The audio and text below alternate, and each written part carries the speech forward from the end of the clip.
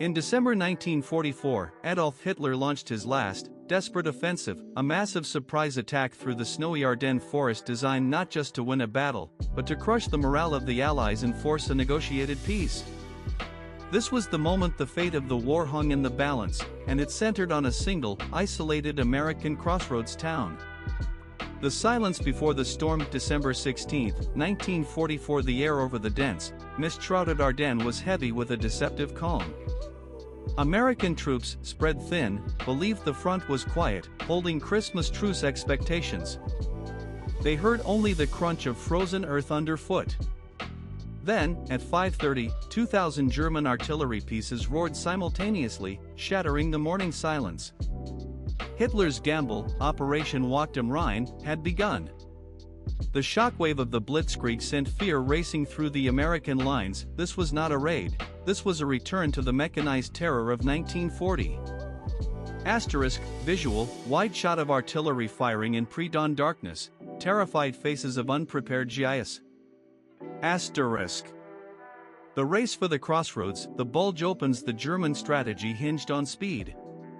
Their panzer divisions, led by commanders like General Otto von Manschenfeld, aimed to punch through the thinly held American lines and seize crucial supply depots, particularly fuel, desperately needed for the German tanks. The immediate objective was Bastogne, Belgium, a vital road hub. If the Germans controlled Bastogne, the Allied forces would be split, isolating tens of thousands of American troops from reinforcements and supply lines. The race was on. Visual, German Tiger tanks moving rapidly down snow-covered roads, map showing the arrow of the German advance splitting the Allied line. The Screaming Eagles arrive, holding the line on December 18. The renowned 101st Airborne Division, the Screaming Eagles, were rushed into the area. They arrived exhausted, having fought continuously in the Netherlands. They lacked proper winter gear, their heavy artillery was scarce, and crucial elements like blood plasma were frozen solid in the sub-zero temperatures. Their commander, Major General Maxwell Taylor, was away, leaving Brigadier General Anthony McAuliffe in charge. These paratroopers dug into the frozen ground, knowing that they were the last, desperate plug against the German tide. Visual, American paratroopers, exhausted, donning hastily gathered winter gear, digging foxholes in hard, frozen dirt. The Iron Ring closes, surrounded and exposed by December 20. The ring closed completely. Approximately 20,000 American soldiers were trapped inside Bastogne, cut off from the rest of the world. Heavy fog grounded Allied air support, silencing the familiar comforting drone of friendly planes.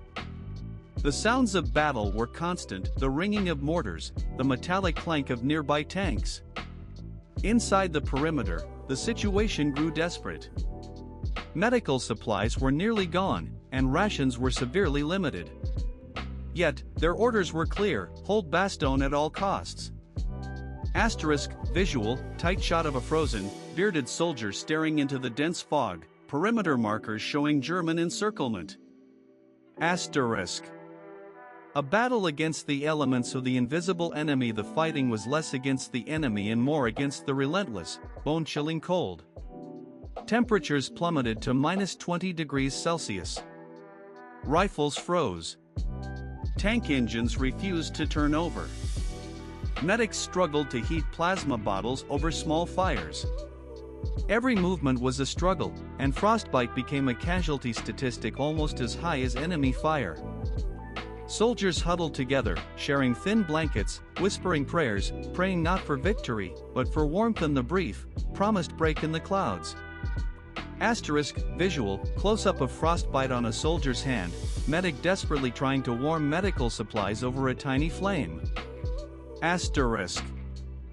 The German proposal, a summons to surrender. On the afternoon of December 22, German officers delivered a formal surrender demand to the American lines. The document, signed by General Heinrich von Luttwitz, was respectful but firm, outlining the hopelessness of the American position and promising humane treatment upon immediate capitulation. The Germans had the numbers, the firepower, and the geographical advantage. They were certain the Americans, shivering and isolated, would see the logic of quitting. Asterisk, visual, German soldiers approaching the American perimeter under a flag of truce, the formal written ultimatum handed over. Asterisk. The general's response, McAuliffe's fury. The demand reached McAuliffe in his makeshift headquarters. He read the German note silently, his jaw set. A tense silence filled the room, broken only by the distant sounds of shelling. When asked how he intended to reply, the exhausted general paused, then delivered the most famous, succinct response in modern military history. He scribbled a single, defiant word on the reply slip. He had decided this war would not end in a conference room, it would end on the field. Asterisk, visual, low-angle shot of General McAuliffe standing over a field desk, slamming down a pen after writing the response. Asterisk. The message is delivered a nuts. The American officer carrying the reply struggled to translate the bizarre and vulgar American slang to the confused German delegation. He finally explained it meant, "Go to hell." The Germans, bewildered by the audacity and the refusal to negotiate under such dire circumstances, insisted on verification. McAuliffe's single-word message was a profound statement: America would not trade lives for temporary relief, nor would they concede ground for a political advantage. The war was unconditional. Asterisk, visual, handheld shot of the American officer handing the small note to the perplexed German commander, the German's bewildered expression. Asterisk. The battle intensifies, the price of defiance. The moment the Germans realized the Americans would rather die than surrender, the bombardment intensified tenfold. Hitler's commanders ordered the total obliteration of Bastogne. The German V-2 rockets, previously targeting London, were now aimed at the American pocket. The American paratroopers stood firm. They knew that word of their stand had reached the Allied leadership, proving that the Bulge would not be a German breakthrough, but a grinding, costly siege. Asterisk, visual, extreme close-up of a soldier firing his rifle rapidly in the cold, German heavy artillery shells exploding nearby. Asterisk. Glimmers of hope. The fog lifts on December 23. A miracle occurred. The thick, paralyzing fog that had gripped the Ardennes for days finally lifted, revealing a brilliant, blue sky. Within hours, the skies were filled with the sound of Allied engines. C-47 transport planes, the Duffel Bag Express, began parachuting critical supplies, ammunition, rations, and desperately needed medical aid directly into the besieged pocket. This resupply effort sustained the Americans and crushed the German hope of starving them out. Asterisk, visual, sunlight breaking through clouds, C-47 planes dropping parachutes laden with supplies into the snow.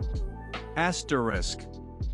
The relief column, Patton's promise. Meanwhile, General George S. Patton Jr.'s Third Army executed one of the most brilliant maneuvers of the war, stopping his offensive and turning his entire army 90 degrees north to race through the snow toward Bastogne. Patton had promised McAuliffe relief, and by December 26, the spearhead of the 4th Armored Division, led by Lieutenant Colonel Creighton Abrams, broke through the German lines, connecting with the exhausted, defiant 101st. Asterisk, visual, American Sherman tanks pushing through a forest road, covered in snow, breaking through the German defenses. Asterisk. The failure of the negotiator, Hitler's miscalculation. Hitler's final great offensive was collapsing. The strategic failure was complete not because the German soldiers failed to fight, but because the Americans refused to crack. The defiant, solitary word, nuts, symbolized the Allied policy of unconditional surrender adopted 2 years earlier at Casablanca. Hitler had gambled that American democracy was too soft, too focused on self-preservation, to endure such a brutal stand. He was profoundly wrong. Asterisk, visual, despondent German officers reviewing battle maps, emphasis on a frozen, abandoned German tank. Asterisk. The legacy of the stand, defining resolve. The Battle of Bastogne defined American resolve in the European theater.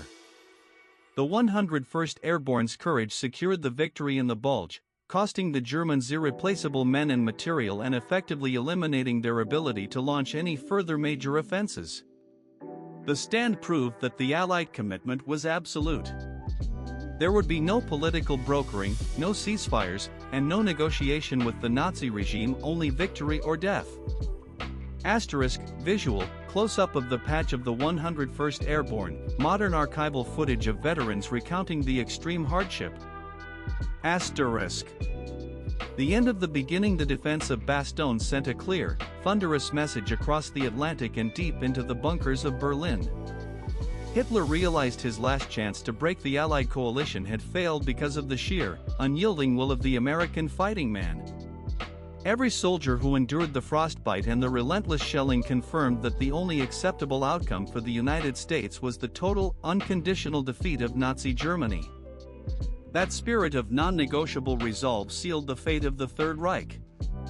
Asterisk, visual, monument dedicated to the 101st Airborne in Bastogne, slow zoom out over a vast field of American military graves. Asterisk.